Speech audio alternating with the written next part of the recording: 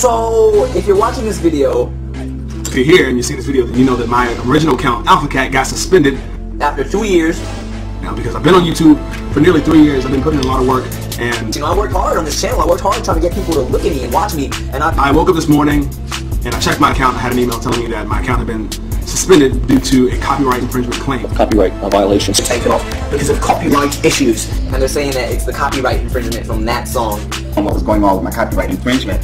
The removal of a lot of YouTube musicians' videos by the record companies citing copyright infringement. 50,000 plus subscriptions later, you're banned for life. Gone. Forever. The complete and total eradication of the user's account forever. Permanently. Permanently. Our YouTube account has been permanently disabled or suspended. Yeah, we are not sure. It keeps switching off. Yeah. Forever and ever.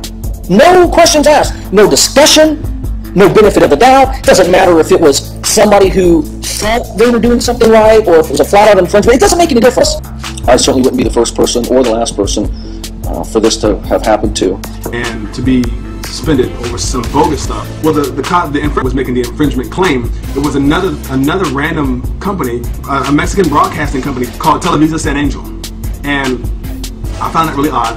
And I knew immediately when I saw that, I was like, something's not right. My big problem with it is Siphy Limited Technologies. A lot of people wrote to me and they wrote that they had also had false claims by Siphy. Now, I don't know what this company is about. I don't know what they do. I don't know why they're making these claims.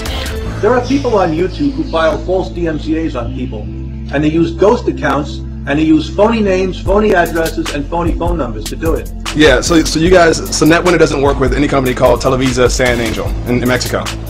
Yeah, not at all. Okay. Basically, I'm just here to prove that the copyright infringement claim is false, it's bogus, and I want my account back.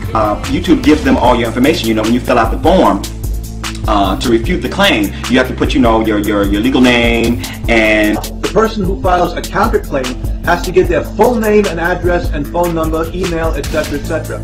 Now, if they don't hear back from Siphy within, I believe it's like 10 days, then the claim is dropped, basically. But all these different people telling me that when they did file the counterclaim or whatever, and the claim was dropped, you know, nothing happened, the video got restored or whatever. But what happens with Siphy? Nothing. They get your information. Now, there are people on the internet who have boasted that they're doing this and getting people's names and addresses, and they're going to do some nasty stuff with it. They say that they are protecting us. You know, they're not protecting YouTubers, because if a company like that is making so many claims, at least YouTube, listen up. If somebody gets seriously hurt, raped, murdered, injured, their house burned down because of this, there's going to be some serious trouble. This has to be changed. You have to verify that the person making the claim is a legitimate person using a legitimate address, a real phone number, and that the claim itself has merit. Yeah. And I don't think you should pull any more videos from YouTube because of a claim, because there's so many people that have been pulled for false claims. How many young people out there, how many middle-aged people are experts on law? This is a new millennium. The world has changed, okay? Does this really need to happen in the way it's happening? Couldn't YouTube facilitate a conversation between the two of us? Some of them who probably fought the claim, some probably didn't even fight it and just said, I don't care, whatever, open up a new account. And we have made this new channel, yes. You know, if it's happened to you more than once, make a video about it, you know, talk about it, let people know what's going on. If you're a vlogger, and you got a bit of a song in the background, on the radio, or you want to vlog with a little bit of music, if you give credit to the artist, it should be enough. You might notice something missing off of this video.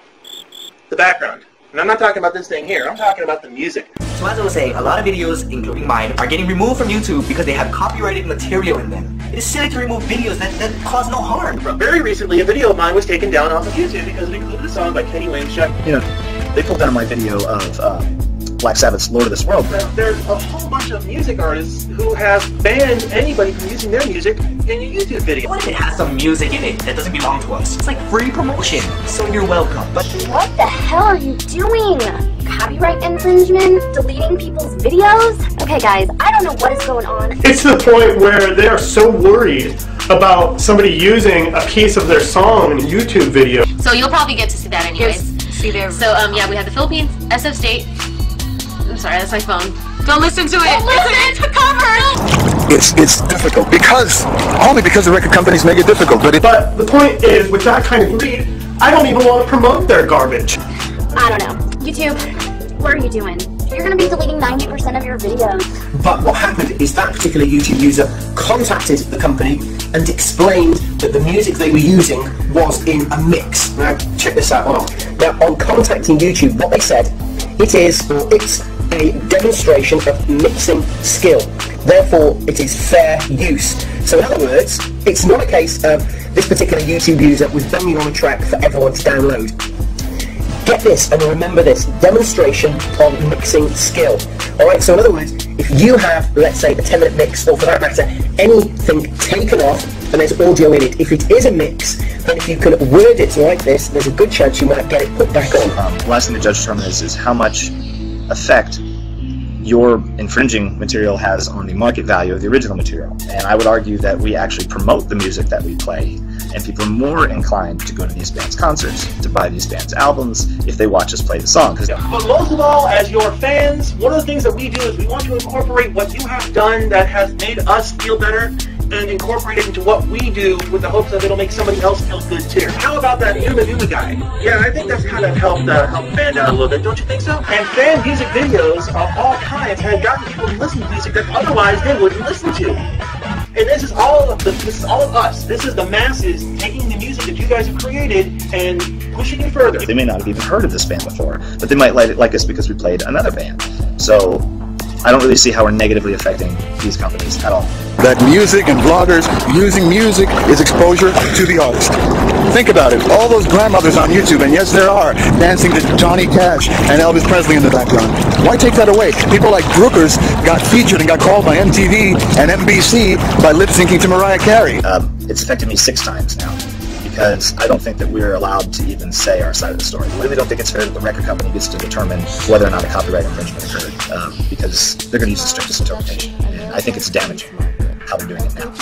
Just the pulling down of videos citing copyright infringement, of cover tunes, of people playing music over top of the original song.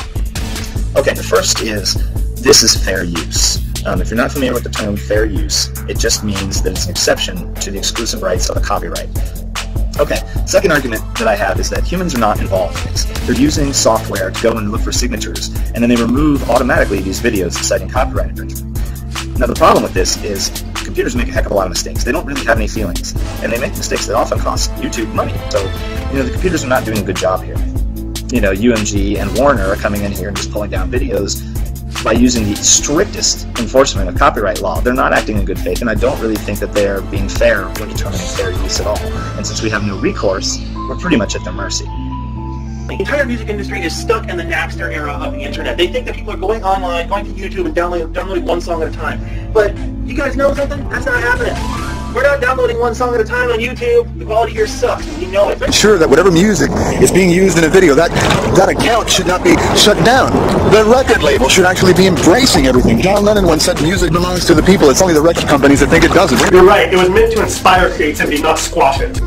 I don't know, YouTube, I think you're making a huge mistake. I don't care if it's these record companies saying, listen here, you're not going to use our music. Well, listen here, then we're not going to buy your fucking CDs either, because I'm not going to buy something, use it for something, and then get my shit deleted because I didn't ask Kanye West myself. You come on here, YouTube gets all the views, all the hits, you take all the punishment. These companies are ultimately just hurting themselves. They're spending money on people to go in here and do these removals, but they don't really seem to be getting any benefit from it because, we're really only helping them. So they're costing themselves money, they're paying people for unnecessary work, and they're hurting the industry and they're hurting music in general. You're not going to destroy us. We're going to win. We're going to win this battle, and you are going to fuck off is what you're going to do. You're going to fuck off, YouTube. Delete this video. I dare you. You know what I meant to say? We're all going to have the same sound effects in all our videos. But you guys want to know something? By shutting down a bunch of fans on YouTube, you're not going to be saving yourself any money. In fact, you're going to be losing money because we're not going to buy any more of your albums. You guys, UMG, Warner, you're slitting your throats doing this. I don't understand it at all. And I really would like to ask that you quit it. Just stop this campaign. It's ridiculous.